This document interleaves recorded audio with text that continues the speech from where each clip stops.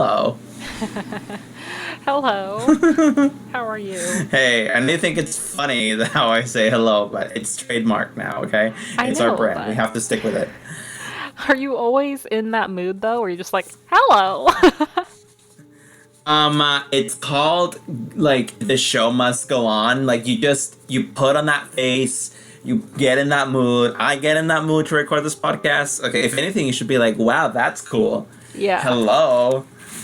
Yeah, you're getting greeted the moment you start listening to this. It's amazing. Can you imagine if, okay, I'll set the scene. So you're home alone. Whoever Okay. you live with is out of town. It's a dark night, starting to thunder a little bit. And all of a sudden the power goes out and you're sitting on the couch. And then from behind you, you hear, hello. And it's Andre. I mean, that is pretty terrifying, I must admit. So, point granted.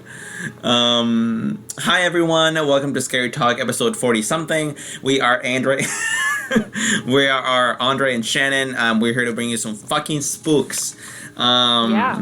What is Totally. this? 43. We are doing Cryptids today. Hello, hi, how are you? Cryptids part 2. Yeah. Yeah, so, okay, Halloween, she's gone. Day of the Dead, she's also gone. It is now, what is it today? Today's November 7th, and we are continuing this slow descent into the end of the decade, which is bound to cause an existential crisis in Shannon, no doubt. Oh, yeah. So Already can't wait happening. for that, yeah. Okay, great. We're I was just we're thinking gonna about that die. again today. I What? know, like I was thinking about that again today because I know I brought it up a couple episodes ago, but today I was like, oh my god, December has what 31 days, and then today's the 7th. So, but there's 30 days, 20, so 53 days, 54 days left of the decade. Isn't that crazy? Well, I mean, I'm over it. I'm ready for something new. I'm ready for that change, What do Pluto's you a think planet 2020 again. is gonna bring? What? What do you think 2020 is gonna bring besides a Trump re-election, seemingly?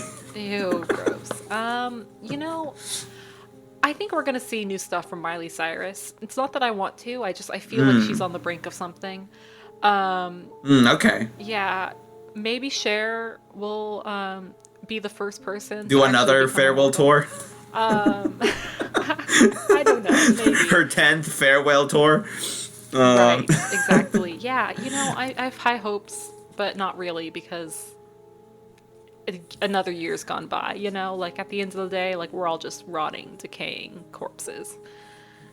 That sounds really nice. Do you think that Britney Spears is gonna make music again? Because there was this rumor that I heard being talked about on Wendy. I'm a Wendy watcher. Hi, how you doing? Wait, did I just forget the fucking like catchphrase? Oh, wait, what the fuck?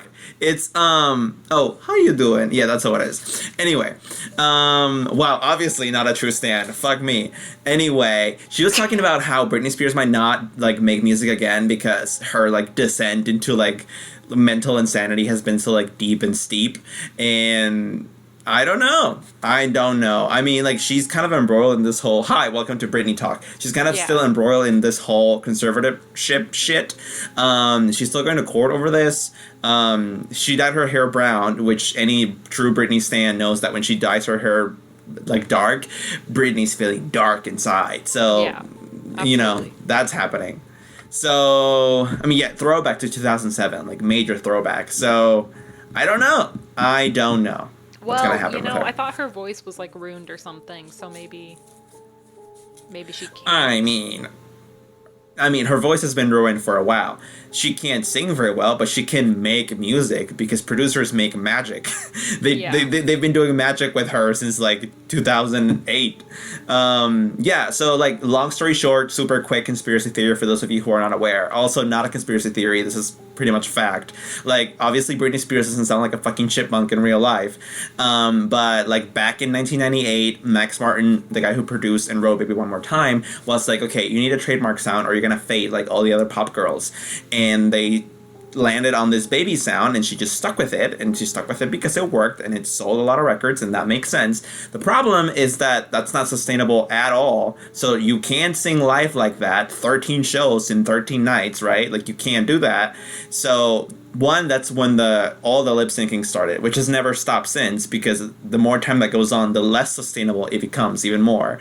And also even in the studio, like, sometimes she struggles to like do a whole song in that voice, even just once for the studio recording, and that's why her music lately has been like very, very overproduced. Also, I theorize personally that that's why that 2013 Britney Jean album that I talked about a couple episodes ago, that conspiracy theory, I theorize that that's partly why will.i.am, the producer of that, was like, we need to bring in an imposter because you can't sing.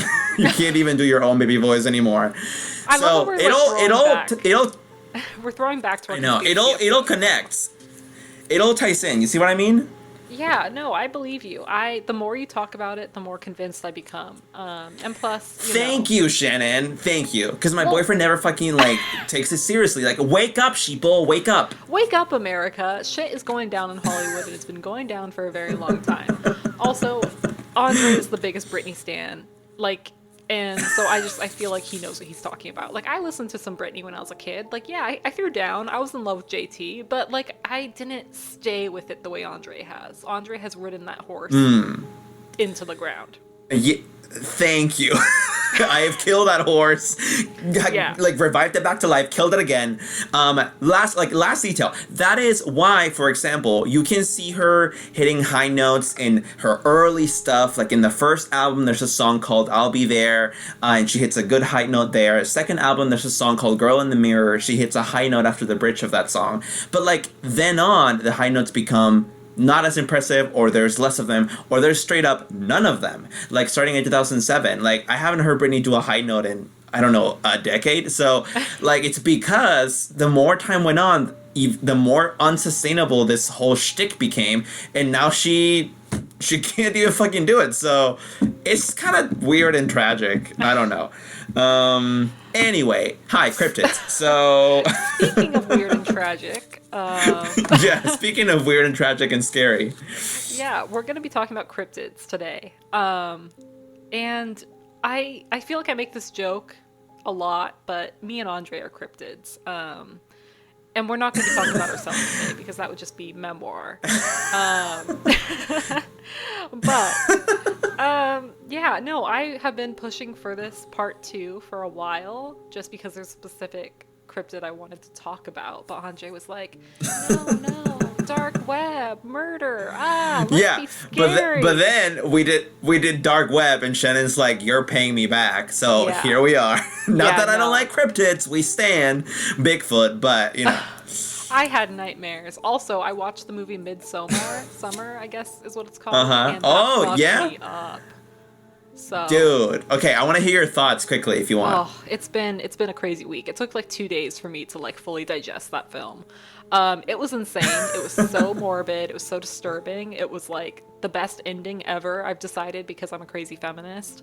And yeah, no, I just thought it was a really powerful, intense film. And like the more I think about it and the more I like it. Whereas initially I was just like, this is disturbing. This is gross. Yeah. Which it is. I don't think you and I think you and I kind of vibe in the same like wavelength. That sounded so like new age, but like because I watched it with David.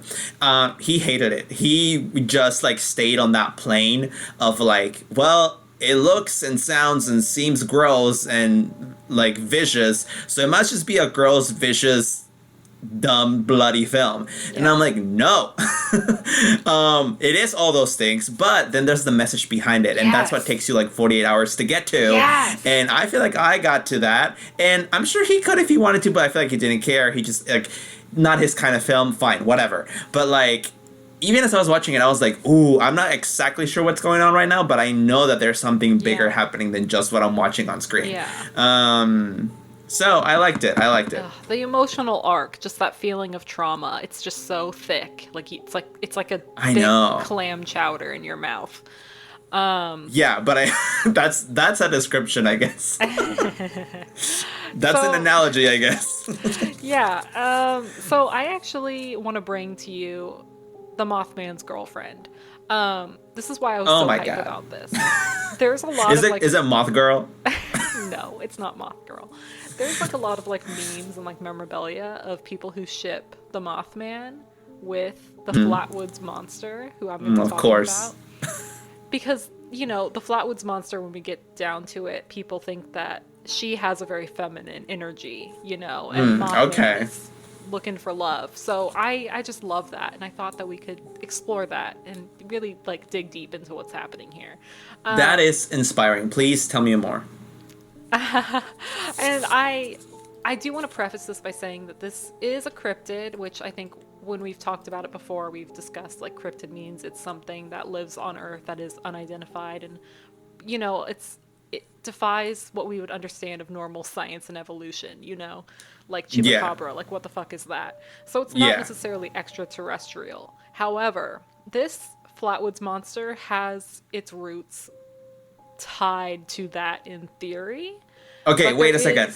Before you continue, I was going to say that I was reading earlier today about some cryptids, and apparently there have been cryptids in the past that have turned out to be real animals. So, to lend credibility to what we're going to be talking about today, hi people, like sometimes, I don't know, I sound so pretentious, like it doesn't happen very often, but sometimes things classified as cryptids do end up becoming like actually really truly classified in the scientific world, like within the animal kingdom, as a real species, a real creature. Like the platypus, people thought that was a cryptid, like back in the early 1800s. There was a guy. What was it?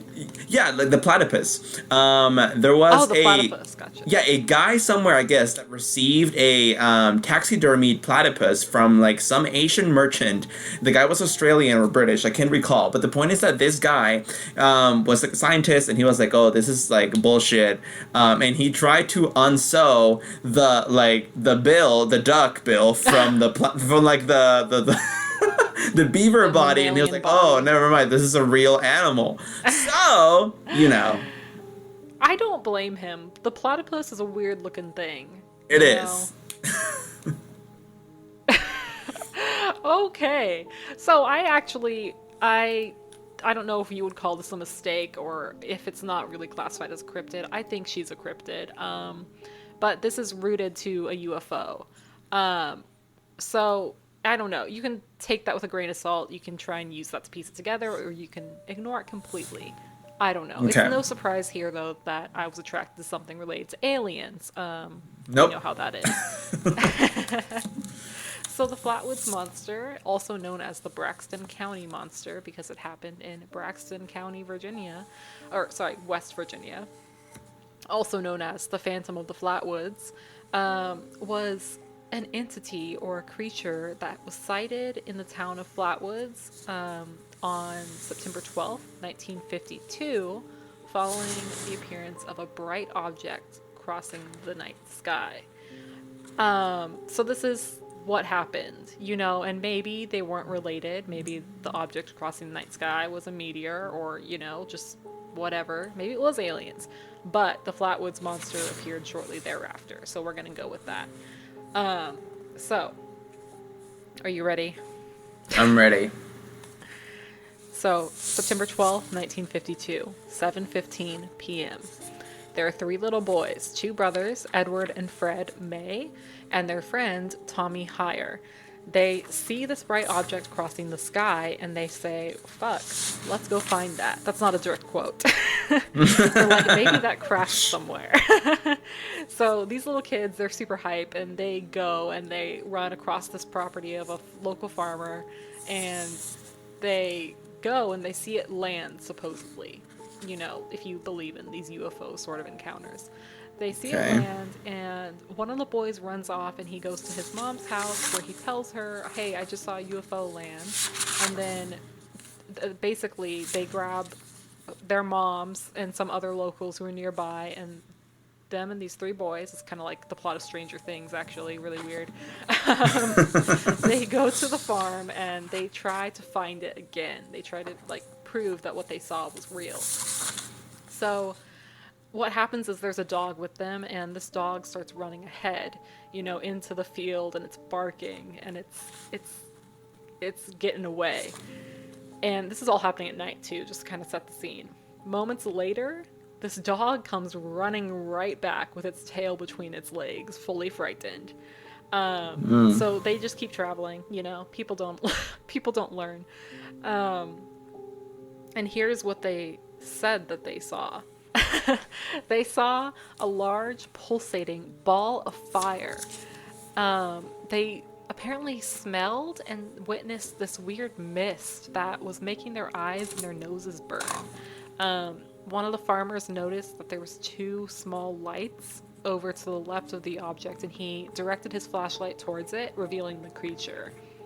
So one of the boys, his name was, or not one of the boys, the man, his name was Lemon, last name Lemon. He aimed the flashlight at it, and this is what he, and I quote, saw.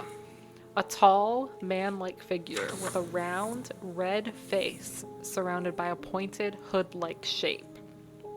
So he apparently screamed, fell backward, and then he said that it was apparently 10 feet tall with a blood-red body and a green face that seemed to glow, and it may have had claws for hands, but it was difficult to tell because of the mist. So I actually saved some pictures of her because I think that she's fascinating to look at. So the depictions of her are basically what he said. It's like a humanoid shape, but claws for hands, and then her body is red, but she seems to be wearing some type of green suit. And this suit is in a hood shape around her red face, and her eyes glow. And so people think that it is like a suit, like it's like a space suit or something. Yeah, that sounds like robotic almost, or like I don't know. Yeah. I don't know. I'm picturing something in my head. Yeah. So yeah, just try and picture that. And then, so apparently he said that there was a shrill hissing noise, and then the Flatwoods Monster glided towards them, changed direction, and headed off towards the red light that was emitted from whatever the UFO must have been. So these people, I think it was about 7 people, they just fled and they went home. So one of the mothers contacted the local sheriff and a news reporter, and the reporter conducted a number of interviews. They returned to the same site with the farmer, and apparently they smelled a sickening, burnt, metallic odor in the air, which still to this day no one can explain away very simply. Because you could say a lot about hallucinations, but smells and weird mist and lights, this is all very cerebral and strange. Yeah.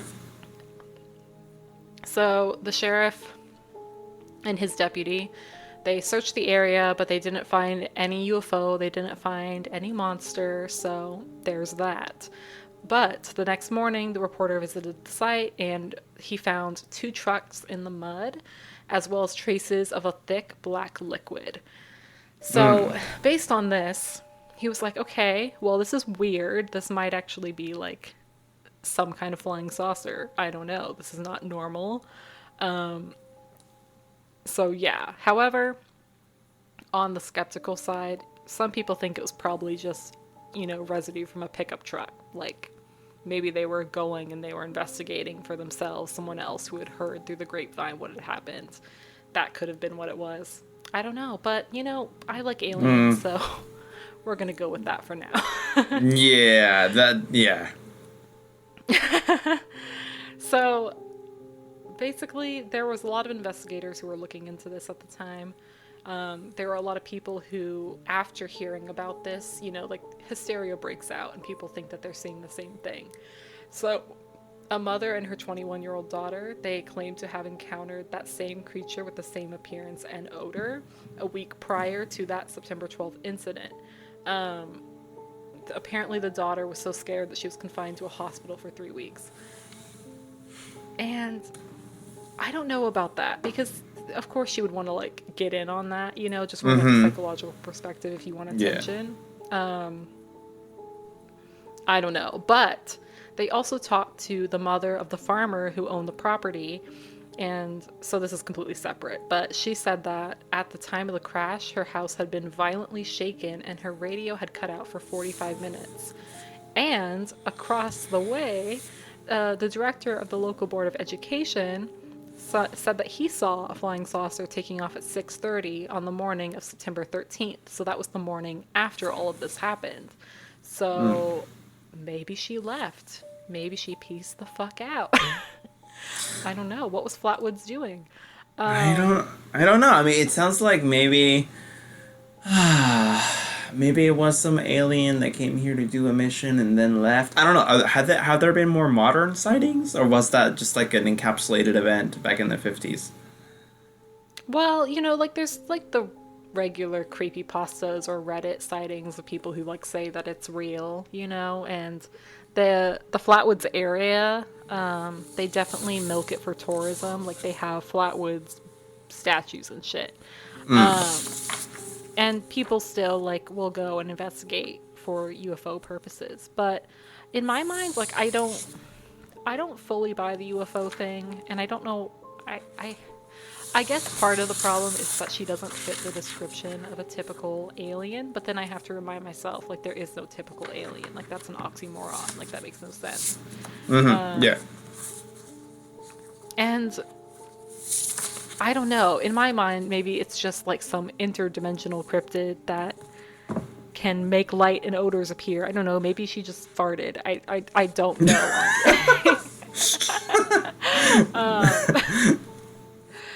But I do think that it's creepy. Like a red-skinned, glowing-eyed beast with claws for hands wearing a fucking green suit. Like, what in the world is going on? Like, how fucking high do you have to be? And the fact that there was a group of people who witnessed this. But, I mean, I don't know. I don't know how much I believe people.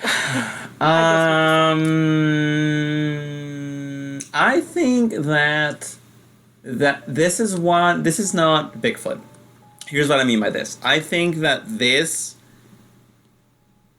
it's like the saying of like, this shit's too crazy to make up. Like, you can't make this up. Like, I just I don't know, like, if I was trying to gain attention, if I was just trying to like, I wouldn't describe something so ridiculous. Like, it almost sounds like I looked at a photo while you were talking, and like the description, like it really looks like this thing is wearing a robotic suit on top of whatever it actually is. Yeah. It looks like, it literally reminded me of the maid in the Jetsons, the robot. Like, that's what it reminded me of. Oh my god. So like I was like, yeah, I think there's something inside there, like controlling the frame.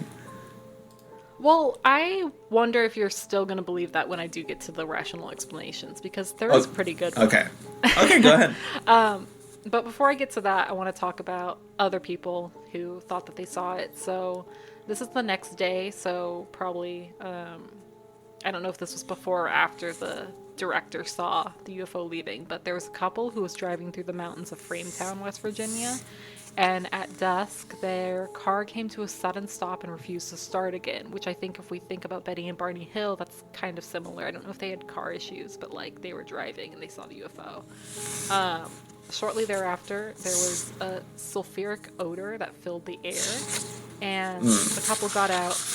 They circled the vehicle trying to figure out what was wrong, and they saw this creature, and this is kind of strange. So from the waist down, apparently it looked like the Flatwoods Monster, but from the waist up, it was like a reptilian humanoid, and that's their description.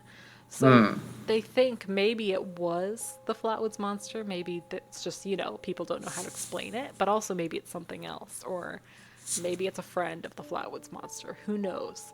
And descriptions of this creature do vary. Some people say it's 10 feet tall. Some people say it's even bigger than that, and like maybe psychologically, if you're scared, that's what's happening. Some say it was a dark black or green body, but, for the most part, the head is like an ace of spades. It's got a hood on. So I don't know. It's really creepy. And then the hissing and the gliding towards the group, that tends to make an impact as well. So yeah, like you said, people think that it was like a metallic armored structure that it was using, to support itself or something. Like maybe the monster didn't have arms or something, or that was the only way it could move. Um, I don't know, but that's really creepy. Um. Huh. Okay, I think I'm kind of dwindling. So. Okay, continue. I want to hear more. I want to hear more. Okay, well, there's other information of like the Air Force going to investigate, and these people seem to really buy it, which I thought was interesting. But yeah, and that gummy deposit or whatever, that black scoop, they never like figured out what that was. So I think that's kind of interesting. Maybe it was And now, like if you want to that hear, monster's piss or something. It's like thick black pee. ew, that's so I don't know. gross. Oh my god. Okay, so here's the rational explanation, and this is actually pretty good. So this is something that they figured out, much, much later after we had, understanding of how the universe works. So apparently on the night of September 12th, there had been a meteor, for sure. It was observed across 3 states, Maryland, Pennsylvania, and West Virginia. So that could have just been a meteor. Like, probably wasn't even a UFO. So maybe unrelated. Who knows? So this is uncovered by a guy named Joe Nickel. He was the part of the Committee for Skeptical Inquiry, of course. And here's what he said that the Flatwoods Monster actually was. Completely unrelated to the meteor, he concluded that the shape, the movement, and the sounds that the witnesses were talking about actually sound a lot like a startled barn owl perched on a tree limb. And so what they think is that the foliage beneath the owl created the illusion of the lower parts of the creature, such as a green skirt, and that the claw-like hands were actually a barn owl's talons gripping a tree branch. Okay, listen. Like, every time we talk about something implausible, which is every single time we sit down to record one of these fucking things, there's always the rational explanations provided for these kinds of things honestly vary in my mind. Like, some of them are really good. I mean, literally, our first episode, we were talking about Annalise Michelle, and I was like, oh, well, never mind, actually. Talking about it now, I think she actually wasn't, possessed at all. And, oh, this is just sad. But, like, it was an owl on a branch, and the foliage was the skirt, and, like, so many things have to go a certain way for that to be the case. Like, what are the fucking chances? And also, if the first lady isn't lying, then she also saw it. So, I mean, the second lady isn't lying because she saw it before the guys. Then, if she isn't lying, then she also saw it in, like, what? She saw the same owl in the same branch, and, like, you know what I'm saying? Okay, I don't know. So, yeah. I understand what you're saying. I also forgot to mention that the mist made them nauseous for a couple days afterwards, which I think is definitely a sign of something. Because, like, you talk about encounters like this and radiation or, like, illness from these encounters. Like, that makes sense to me. Because it's like, it's not just something you see, it's something you feel. But I don't know. So I'm kind of on the fence about this one. I think that it's really out there and strange, but I like her because she looks fantastic. She's working that dress, and why not? Why not believe in her? She believes in us. Yeah. Agreed. So what do you think, though? Alien? I think Alien.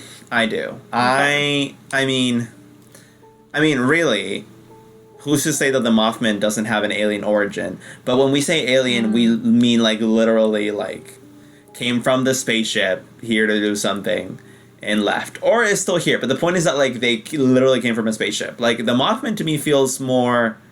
Things like like, it's weird, isn't it? Like, the Mothman, Bigfoot, and the Flatwoods Monster feel like 3 completely different things to me. Don't they to you? Yeah. Yeah, even though they're all cryptids. Sure. Like, when I think of Bigfoot, I think of, like, probably some weird-ass fucking animal we haven't yet classified, or like Neanderthal survived, something like that. That's usually what I think, and it actually in my mind makes it the most plausible kind of cryptid. Funny enough, even though so many people like mock the Bigfoot, but like I mean, think about it, right? Missing link kind of shit. Anyway, I know it's more complex than that, but still, when I think of Flatwoods Monster, I'm like literally that's like an alien came down from the UFO, like something happened, but like that's literally where it came from. When I think of the Mothman, I mean, it's like a whole other deal. I'm thinking like the devil, like we're going like really, really supernatural at that stage. Like the kind of shit that people oftentimes will be like, well, that's just bullshit. I mean, more so than something like Bigfoot, for example. Like, you know, I mean, you're involving things like like God and the devil and like religious beliefs. Like it's a whole thing, right? If you think that literally it came from like the underworld, which when I think of the Mothman, I'm like, well, where else could it have fucking come from? Like I don't think it's an animal the way that Bigfoot could be. I don't think it's an alien. That's a weird looking fucking alien. I mean, now that the Flatwoods Monster isn't, but again, I think we're kind of agreeing that might have been a suit, not the actual creature. But the Mothman doesn't look like it's wearing a suit, so I don't know. That one's the creepiest to me because it's like, where the fuck did that come from? This like warning omen it's of fashion, bad luck. Andre. I guess maybe it's just some dude with fucking wings. But I don't know. That's the kind of shit that creeps me the most. It's like it's almost as if Hellboy was a cryptid, like same origin. Like that's what I'm talking about here. Yeah. Yeah. No, that's ew. Ugh. Hellboy is so fucking ugly. My point is that it's like the most to me it's the scariest kind of cryptid because it really doesn't come from the natural world. When you think about it, you could classify aliens as part of the natural world. Like they have nothing to do with like the like underworld or like you know like an alternate like it really is. Most people think of it, they think of like fucking little green Martians, and that's the natural world. That's just like right here on Mars. So it's not as scary as something like the Mothman to me. Anyway, I digress. Well, that's fair. All right, what do you have for me? Okay, so I have this is fucking crazy. I can't believe I had never heard of this. This is fascinating. 4 syllables. Okay, these cryptids are called Melon Heads. Have you heard of Melon Heads? What? No, never. Okay, so Hunty, let me get these notes. Okay, so Melon Heads in American folklore this is gonna be important later on. Of specifically Michigan, Ohio, North Carolina, and Connecticut, are beings generally described as small humanoids with bulbous heads who occasionally emerge from hiding places to attack people. Different variations of the legend attribute different origins to the entities, and that's what I'm going to be covering next. I lifted that describing first paragraph from the Wikipedia article. I think it's very well stated. That's basically what the Melon Heads are. Now, onto the origin. So, just like if you can't get a mental picture, everyone go look at like Google it. Like you will just Google it. So am I a melon head? No, you could be though. Are you sure? This is how. So okay, like this article goes into the legend, but it actually divides it in 3 parts. Legend in Michigan, the way it's told in Ohio, and the way it's told in Connecticut. Because apparently it's different enough in each state I just found that really interesting. Like it's all kind of the same, but they're different enough that the article felt like it needed to state the differences between the legends. It usually, like, I've never seen that done anywhere else with something like, for example, Bloody Mary. Bloody Mary is like so different across countries and across cultures, but I don't know. I usually just hear articles talk about the way we do it, like here in the, I guess you could say like the West, like you get in front of the mirror, you say like Bloody Mary however many times, you like turn around or something, close your eyes, open them, and then she's there. But yeah. Anyway, yeah, this like differs between the kinds of legends. So in Michigan, the Melon Heads were said to reside around Felt Mansion. This is kind of a landmark in the state. and they've been seen in also like forested areas of Ottawa County, which is Ottawa County in Canada? I'm completely like just assuming that it is because it's called Ottawa County, but I bet you it's not.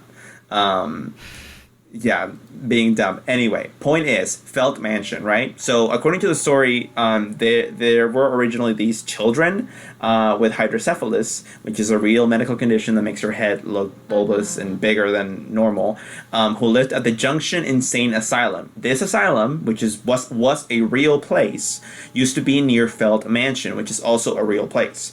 The story goes on to say that after enduring physical and emotional abuse, these children became feral and were released into the forest surrounding the asylum.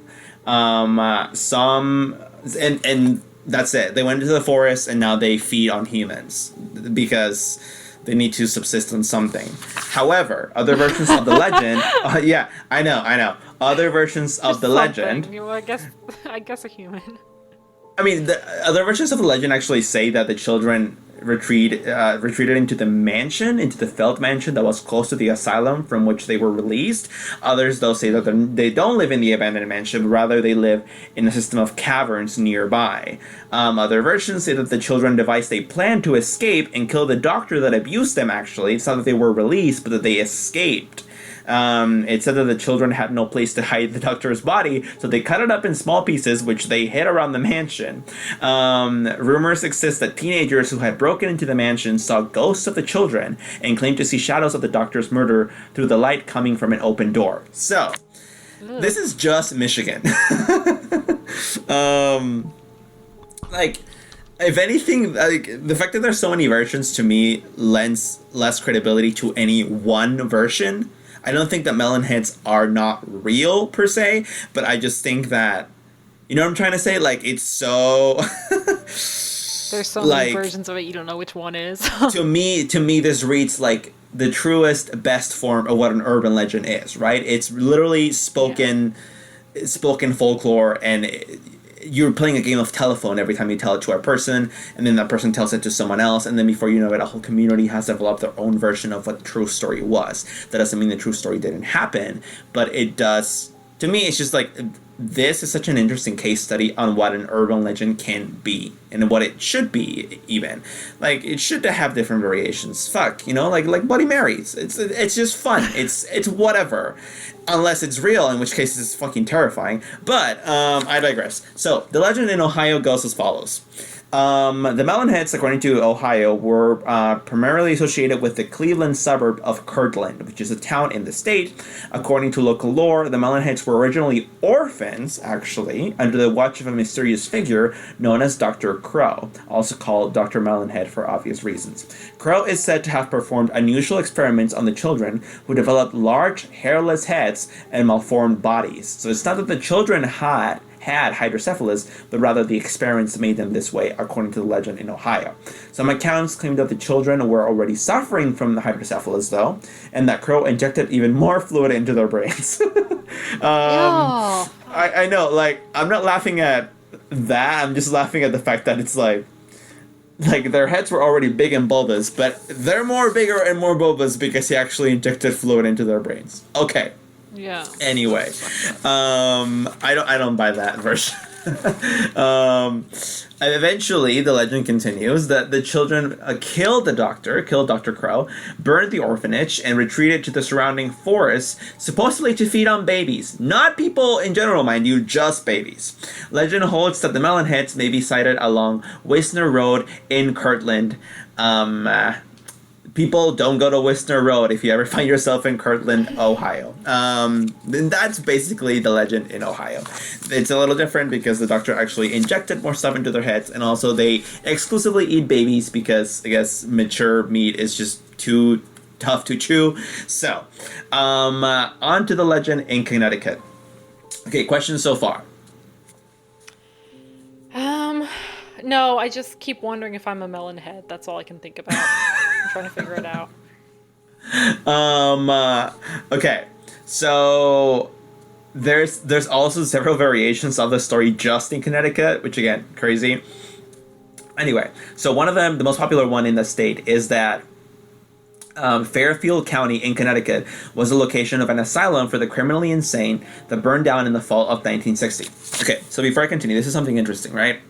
That every version of a story has similarities, like the insane asylum, Dr. Crow, the fact that these people were children.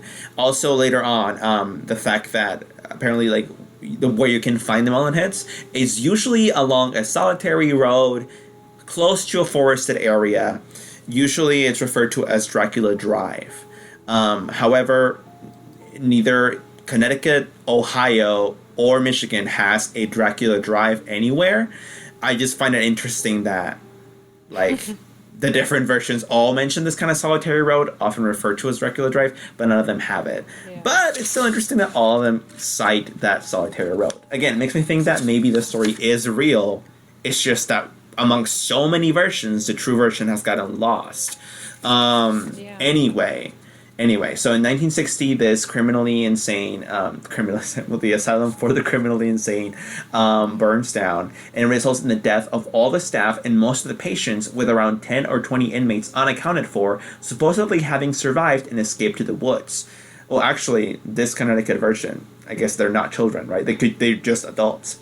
The legend states that the Melon Heads' appearance is the result of them having resorted to cannibalism in order to survive the harsh winters of the region once they escaped from the burning asylum, and to inbreeding, which in turn caused them to develop hydrocephalus. Okay, so here's the thing. It's unclear as to whether the first generation of runaways developed hydrocephalus from cannibalism, or if it was actually the inbreeding that caused it, plus the cannibalism that caused it in their offspring.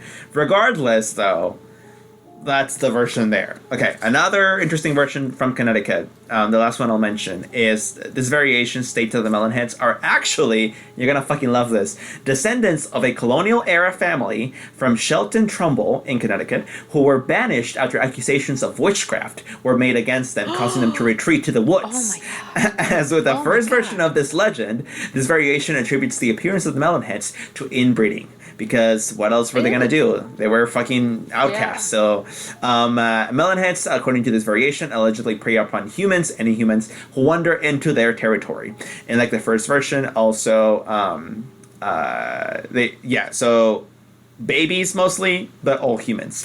I love that they mention that. Anyway, witchcraft, dude. That's the that's the biggest twist in all this. Could it just be that?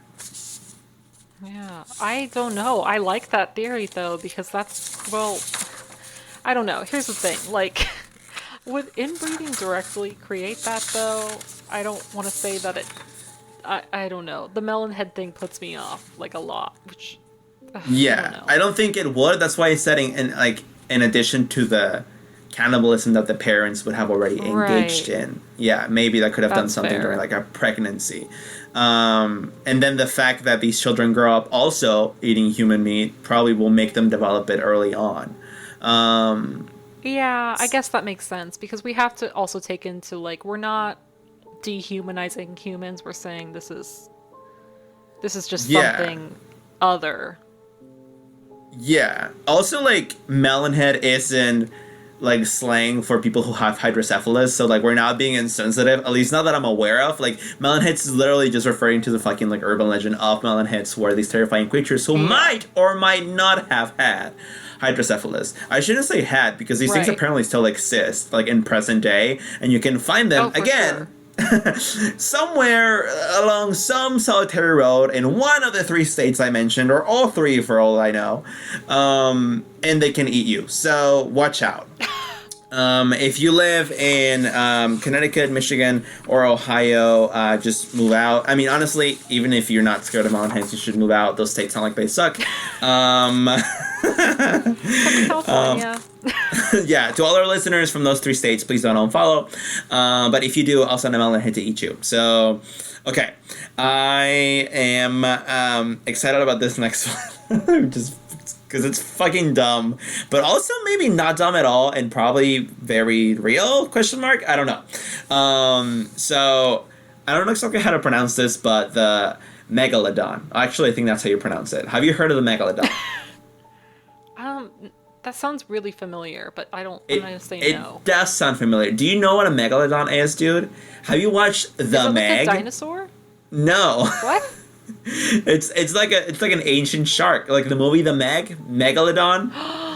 Oh shit, you're right. Yeah, so it turns out that movie is based on true events. No, I'm kidding, but it's okay.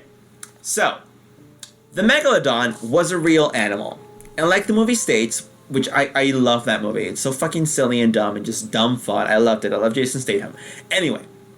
As the movie states, this animal, if you have seen it, anyone, this animal was real. It's like dinosaur age. I'm not gonna get into the specifics because I'm dumb and I don't know science, but like old ass fucking ancient animal, like around the time of the dinosaurs, something like that. Actually, I can give a more specific. Apparently, this estimates say that this animal went extinct 2.6 million years ago during the Cenozoic era. So whatever that means. Damn. I don't know if dinosaurs. Yeah. Damn. I don't know if dinosaurs. That science. We're still around at that point in the way that we think of them, or if they had already gone extinct. This is a little confusing to me. I'm not great with timelines, but the point is that this animal is very old, very extinct, and very dead, at least according to the official record. Now, I mean, you can guess what's coming. The cryptid part of this is, actually, it's not dead. It is still alive. There's still megalodons, and there are sightings, and they're out there. And the Meg is real. We love that movie. So that's basically what that's basically what I'm going to be arguing for now, next. No, I love that. Yeah, I know. It's great, isn't it? Like, it's kind of how people say, like, dude, there's this cryptid that I was going to talk about, but I chose this instead. That's basically a pterodactyl. It's straight up just a fucking pterodactyl that terrorizes people in, like, Virginia or something, because everything bad happens in Virginia. Yeah. Like, yeah, wasn't the Mothman in Virginia? Like... Yeah, I think and he your was, thing, yeah, your thing, like the Flatwoods Monster was West Virginia, the Flatwoods right? Monster. I know. Yeah. West Virginia. For Virginians. I mean, to be fair, you guys are like covered in forests, so no wonder all kinds of strange shit happens there. Anyway, okay, so I actually want to give a little more of a picture of what this thing looked like. I mean, it's basically a shark, but not quite, and also fucking gigantic. So, fun fact, the great white looks a lot like this, kind of, but they actually were not related. They lived a similar lifestyle, but they were not related. I mean, they would be related if they weren't 2.6 million years apart. It's really just the technicality of the fact that this thing is so old that, like you... Even though, like, it could have descended from the same place for the Megalodon, the white, like, the great white shark, it is so far back that it's almost, like, not related at all. You know what I'm saying? But, like, yeah, obviously this is where it came from. If you look down the line, like, really far back, yes. But technically speaking, they're not related. So this shark is only known from its teeth, fun fact. Because of this shortage of data, estimates vary regarding its likely size, though it is universally agreed that megalodons could reach lengths of an excess of 54 feet. However, 60 feet has been considered as 60 fucking feet. Like, can you imagine that? Like, a blue whale is what, like 30 something feet? I am dumb, but 60 feet. It would taste my piss as it ate me. Like, I would pee myself. I would die just from a heart attack seeing it before it even got the chance to kill me. Like, legit. Like, I have a little chicken heart. It would just fucking stop. Like, anyway. Yeah, so again, fun fact, like, it's only known for its teeth. Like, we have never found, other, like, skeletal parts of megalodons, like, any other bones, but teeth. And from there, scientists were able to... I know, it's crazy. We're able to gauge what its likely size would have been. But, you know, that's the estimate we have. Megalodon means big tooth, which I think is very fitting.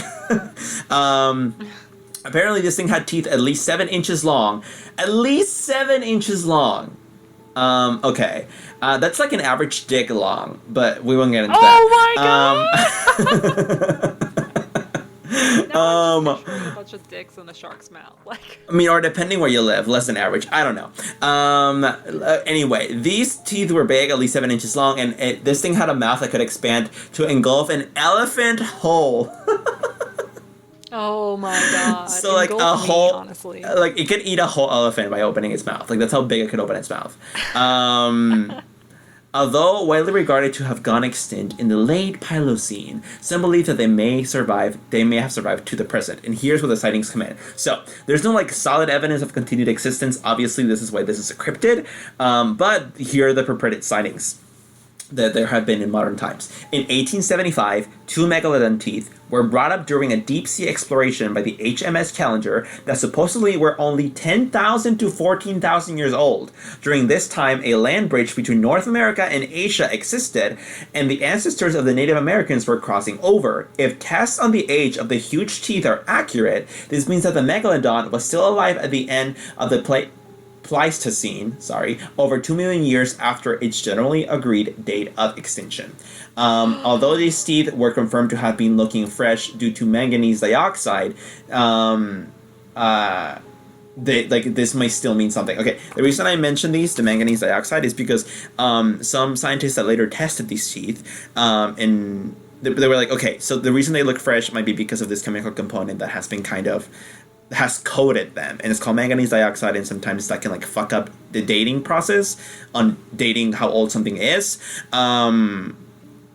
That is fair, and I want to mention that because I don't want to just leave that out, but there's more sightings. So, and also the fact that it was coated in manganese dioxide doesn't necessarily mean that it wasn't 10,000 years old. It's just a possibility. Like, it just means the dating can't be taken super accurately anymore now that we know that. You know what I'm saying? Big fucking sharks are out there, and they're here to fucking eat us. That's all I just heard you say. Okay, there was another sighting in 1918, so we're going closer to current age. So, supposedly a fisherman off the coast of Australia refused to return to the ocean after a massive shark demolished their gear and stole their crayfish pots. When further questioned, and you were like, okay, so that's just like a white shark, like whatever. When further questioned, they all reported similar things. A ghostly white shark as long as the wharf they were standing on. Oh. They were standing on a wharf 115 feet long, bitch. Proponents of the modern persistence of the megalodon argue that these people, experienced fishermen, would have recognized a whale if they had seen one. Also, no fucking whale is like 115 feet. Anyway, the creature frightened the fishermen so much that they refused to work.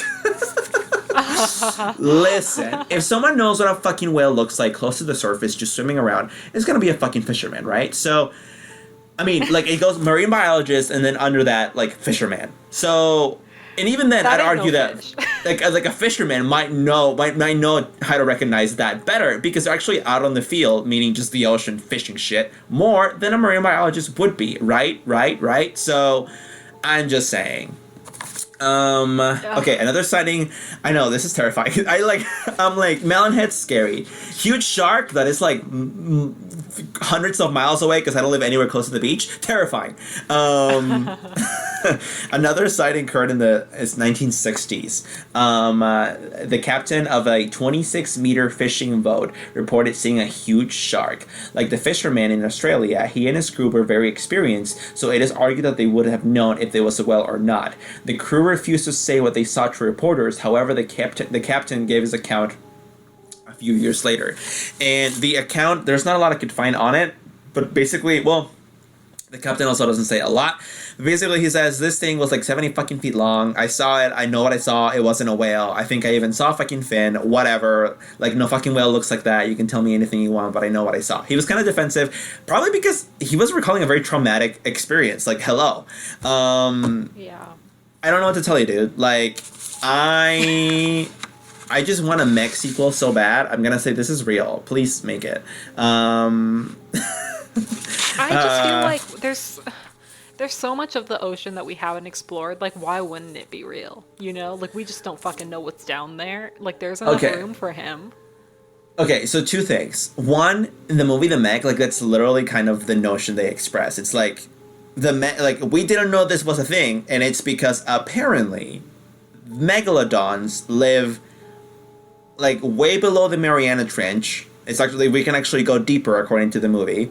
Under this like thick layer of methane, and that's why we've never seen them in the surface or anything, and that's why we don't know of their existence, because we used to think the Mariana Trench was as far as we could go in the ocean. Turns out we were wrong. Of course, that's fiction. That's just a movie. But like, is that a crazy idea? And also, you're reminding me of something else. Because like humans are kind of like, they can be kind of cocky sometimes. Like, now we know what the highest peak is, and then they're like, oh, never mind, we were wrong. Like people like, okay. Fun fact, right? The tallest mountain ever, like Everest. So it turns out that there's some Hawaiian volcano, I forget what it's called, I saw this years ago, that is actually taller because its base starts in the ocean at some slightly deep point in the ocean. Therefore, when you met, like, we didn't know this for a long time. All I'm saying is we think Mariana Trench is like, she's our bitch, we get it, like she's deep. But what if there's a deeper point and we just haven't found it? Like, Shannon makes a fantastic point, which is absolutely true. Like, we have explored, what, like 5% of our oceans? Like, I think we literally know more about space than we know about our oceans. Like, yeah, for sure. So, like, I mean, the second thing you reminded me of was, I was going to bring up that I was watching this video the other day. There was this Antarctic expedition in the mid-90s by a Swedish, like, group of scientists. They decided to go explore as deep as they could go into the Antarctic ice. So they drilled a fucking like deep ass hole. It was like, oh my god, I can't even recall. It was something like 2,400 feet, something dumb like that. And at some point, like the ice ends, they hit just really cold water at some point. It's no longer ice, and they just keep going down and down and down and down. And the thing has a camera, right? And you see it going down and going down. At some point, you see like, I'll send you this video. You see like some glowing orbs. And you're like, okay, that's weird. And then it goes down and down and down and reaches the deepest point it can reach. And nothing else happens, and it just stays there. But they keep recording. The team has this idea to just keep recording because they have space to record. They can record more footage, so why not do it just for the fuck of it? They keep doing that. Okay, 9 days in, 9 days recording. They just see this. You see this fucking thing. I don't even know how to describe it. Like, it's some kind of, according to the measures they provide, like human size, like 6 foot long bioluminescent animal fucking swimming. And it's just like, what the fuck was that? It looks like a straight up alien. It looks like nothing I have ever seen. It looks like a movie effect. And it's there for like a quick 3 seconds, and then you don't see it again. But also, before it passes, you see these like weird orbs of just light. These really fluffy, cute, sweet, pretty like orbs of light kind of like surround the camera, and then the thing comes and then they disappear. We still don't know what the fuck the orbs are. Like, we can speculate, and the scientists that recorded that video, they speculated that, okay, so I guess we just really don't know what's on, like, we just don't know enough about the oceans, and, you know, we just found out that there's shit down there. We don't know what it is, but we can suspect that it's some kind of bioluminescent animal. Okay, but what the fuck were those orbs? How do you explain that? Like, they just came and went, and it was, like, obviously related to the presence of this animal, so, like, what the fuck is going on? All I'm saying is Shannon's completely right. We don't know jack shit. So, we really listen. don't. Like, I mean, that's what I fucking have. What if aliens are just living on our planet? They're just deep in the ocean, and that's what those orbs were, was like UFOs or something. Dude, the fucking movie The Abyss by The Abyss. I think, is it James Cameron? I don't know who did this movie, but it's like a late 90s movie. It's called The Abyss. Look it up. Basically, the premise is like, oh, we found out that aliens live deep in the fucking ocean, and they have like a whole civilization down there. So, ta-da! Oh, fuck, I need to watch that. Yeah, it's really good. But anyway, like, listen, guys, like, with the cryptids shit, the point that me, a believer, wants to leave you with is, there's so much we don't know, and there's so many things that lack a scientific classification but oftentimes I think they lack it because the scientific classifications haven't been broadened enough to be able to put these things within them. Also, obviously, because a lot of cryptids, they can't be studied enough because they're barely seen. But all I'm saying is, like, basically the notion of, like, not because we don't understand it yet means it's not real. Think platypus, bitch. So Platypus defies all expectations. What I'm really saying is, turns out the platypus was an animal, so there are megalodons out there ready to eat you. That's what I'm saying. That's beautiful. That gives me hope that, like, anything is possible. I mean, like, I really truly believe that most anything is possible. Like, shit. There's just so many weird things out there in the world. That's what this podcast is all about. All those weird things out there in the world. So, everyone, thank you for listening. We really appreciate you giving us your time to hear us ramble on fucking monsters. Yeah, so thank you so much for listening. If you have any ideas for future episodes, please do DM us on Talk Scary, at Talk Scary on Twitter. We just hit 900 followers. Yay! We are heading for those 1K followers soon, so do please help us get there if you don't already follow us on Twitter. And again, you can drop us a mention or DM us at Talk Scary. We are also on all podcast listening platforms. We are on Spotify, Apple Podcasts, TuneIn, Stitcher, etc., etc. Shannon, anything else? Flatwoods is real, and she's looking for the Mothman. Do you think that Flatwoods has a vagina? You said it had female energy. I don't think it matters if she has a vagina or not. She No. has her female energy. I said a vagina. Oh, a vagina. Well, who doesn't? Vagina is everywhere. Vagina is with us at all times. It also, just like the Flatwoods Monster, is real. So don't forget that. Also, the Mothman, the Flatwoods Monster's boyfriend, also real. And yes. I guess, yeah, Megalodon's also real. So everyone, watch out for everything. Don't ever go in the woods or in the ocean or literally anywhere outside of your bedroom. Stay safe, and we'll talk to you next week. Good night. Goodbye.